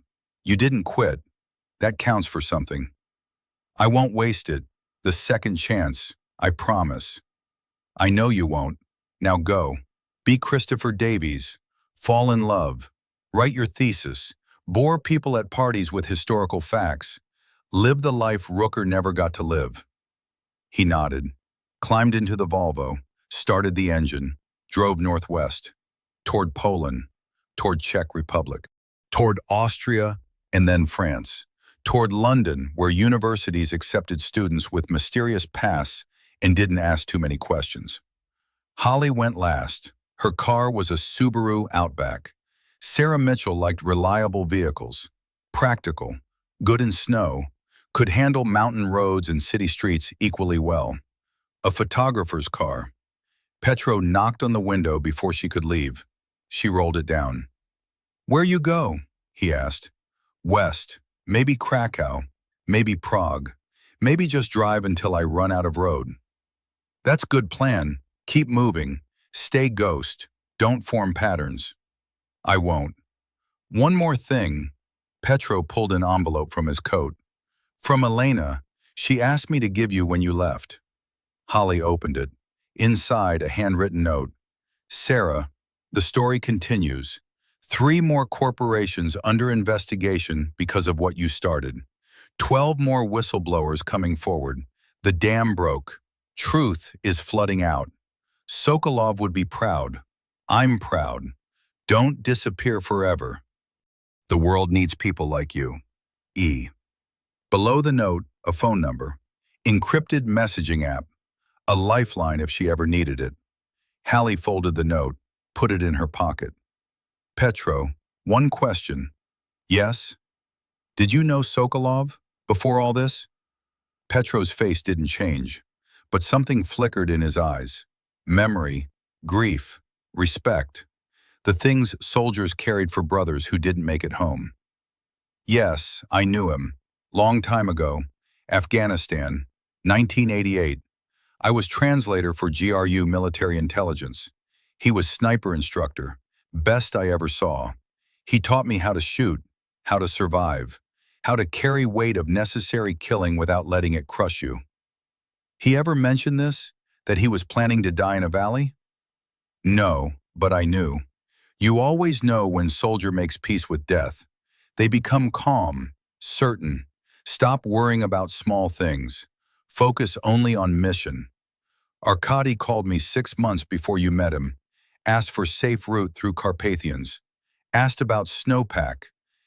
Avalanche zones. I knew then he was going to make stand." "Did you try to stop him?" Petro shook his head. No, because some men, they need to die on their terms, fighting for something that matters. Arkady fought for truth, for dead pilots, for honor. Is good death. Maybe only good death for soldier. To choose moment, choose ground, choose why. Is there such a thing? A good death? Yes, when alternative is bad life, living with weight until it breaks you. Arkady chose to die light. That's good death. Halle thought about that, about Cain dying confused and bleeding, about the contractors buried under snow, never knowing why, about Sokolov, calm and certain, pressing the detonator that would end everything. Maybe Petro was right. Maybe some deaths were good, or at least better than the alternative. Goodbye, Petro. Thank you for everything. Goodbye, Sarah Mitchell. Drive safe. Watch mirrors. Trust nobody completely. And remember, ghosts can haunt, but they can also protect. Choose which kind you want to be. She shifted into drive, started to pull away, then stopped. Rolled down the window one more time. Petro. What was Sokolov like? Before the war, before the wait. The old Ukrainian smiled, rare, sad. He liked music, classical, Tchaikovsky, said it helped him think. And he loved mountains, would climb just to see view, just to be above world for a moment. He paused. And he was kind. People forget that about snipers. They think we are all cold, all killers. But Arkady was kind, would share last cigarette, last piece of bread. That's why his death hurt so much. World lost kind man. World has too few of those already. Halle nodded, rolled up the window, drove west. She didn't look back. Krakow. Spring. The old town square filled with tourists and street musicians. Halle, Sarah Mitchell now, she'd trained herself to think in the new name, sat in a cafe on the edge of the square, reading the news on her tablet. Aegis Global files for bankruptcy after criminal indictments. DOD launches investigation into defense contractor corruption spanning 2 decades. Families of Kunar province victims receive $240 million settlement from Aegis liquidation. She smiled. The settlement wouldn't bring the pilots back, wouldn't erase the years of cover-up, but it was something. Acknowledgement, restitution, justice, or the closest approximation the legal system could manage. Her tablet chimed. New email. From an address she didn't recognize, but the subject line made her pulse quicken. For Arkady. She opened it. Inside was a single photograph. Sokolov, not old, young, maybe 30, in Soviet uniform, standing with a group of soldiers in Afghanistan, mountains in the background, snow on peaks. He was smiling, actually smiling, before the wait, before the secrets, before everything. Below the photo, a message. He would have wanted you to have this. He talked about you in his last message to me. Said you reminded him of his daughter. Smart, stubborn, unwilling to let go when everyone said you should. Keep fighting the good fight. The world needs more people who won't look away. Elena Cross. Halle stared at the photo for a long time. This young soldier who'd grow old carrying secrets, who'd die alone in a valley so strangers could live. She saved the photo. Then she did something she hadn't planned. She went to a print shop, had it printed, high quality, 11 by 17. She bought a frame, simple, black wood, no decoration. She hung it on her apartment wall, next to her window, where morning light would hit it every day. A reminder of courage, of sacrifice, of one old man who'd stood against an empire with nothing but a rifle and the truth. She stepped back, looked at the photo, at Sokolov's young face. We got it done, Starik, she said quietly. Old man, we got it done. That night she dreamed of the valley, snow and fog, and the sound of wind through broken scope glass. But this time when she woke, she wasn't afraid. The Watchman was gone, but his watch continued. And Halle Grainger, Sarah Mitchell, would make damn sure it never ended. Sarah Mitchell published her first book in 2027, a memoir, not about war exactly, about witnessing, about carrying truth when everyone said, let it go. The Watchman's Valley, one soldier's stand against corporate greed and the price of truth. It became a bestseller, won awards, sparked congressional hearings, led to 17 more indictments of Aegis executives who'd thought they'd escaped. She never used her real name. The book was credited to Sarah Mitchell, former military contractor. No photos, no interviews, just words, just truth. On the dedication page, she wrote, "For Arkady Sokolov, who taught me that some truths are worth dying for. For Kane, Griggs, and the 26 pilots of Kunar province, who paid the price for other men's greed. And for Elias, Voss, and Rooker, who walked out of the valley when they could have run. You were the ones who made this possible." The book's proceeds, all of them, went to a foundation, the Sokolov Foundation for Whistleblower Protection. It provided legal defense and relocation services for anyone exposing military contractor corruption. In 3 years, it helped 87 people disappear. 92 corporations faced investigation. 14 executives went to prison. The valley and the Carpathians remained. Snow melted every spring, revealing bones, equipment, evidence.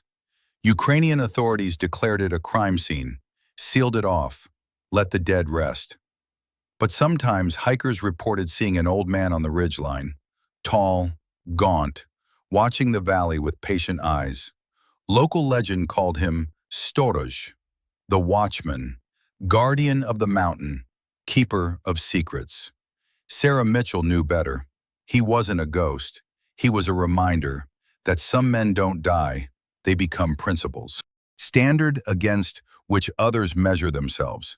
And as long as one person remembered, one person carried the story forward, Arkady Sokolov would never truly be gone. He would always be up there, on the ridge, watching, making sure the world remembered, making sure the truth survived.